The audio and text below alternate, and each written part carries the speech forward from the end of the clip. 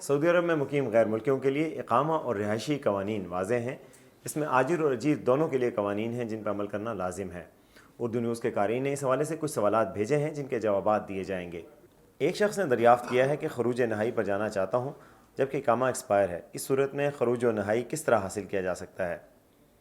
جوازات کا کہنا ہے کہ خروج و نہائی ویزے کے لیے اقامہ کارآمد ہونا ضروری ہے۔ اقامہ تجدید کرانے کے بعد ہی خروج نہائی حاصل کیا جا سکتا ہے۔ واضح رہے اقامہ کی مدت میں اگر ایک ہفتہ بھی باقی ہو تو اس صورت میں خروج نہائی ویزا حاصل کیا جا سکتا ہے، جس کے بعد 60 دن کا وقت ہوتا ہے، اس دوران سفر کر سکتے ہیں۔ مقررہ مدت کے دوران سفر نہ کیا جائے تو اس صورت میں جرمانہ عائد ہو جاتا ہے، جسے ادا کر کے اقامہ کی تجدید کرانے کے بعد ہی خروج وعودہ یا خروج نہائی حاصل کیا جا سکتا ہے۔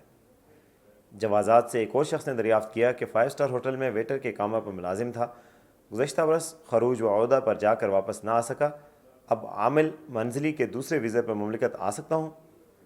جوازات کا کہنا تھا کہ قانون کے مطابق جو شخص خروج وعودہ ویزے پر جا کر مقررہ مدت کے دوران واپس نہ آئے اسے سسٹم میں خرج ولم یعد کی کیٹیگری میں شامل کر دیا جاتا ہے، جس کے بعد خلاف ورزی کا مرتکب آئندہ 3 برس تک مملکت نہیں آ سکتا۔ ایسے افراد صرف اپنے سابق کفیل کے ہی دوسرے ویزے پر مملکت آ سکتے ہیں۔ واضح رہے کہ 14 مارچ 2021 سے مملکت میں نیا لیبر لا نافذ ہو چکا ہے، جس میں معاہدہ ملازمت اہم ہوگا۔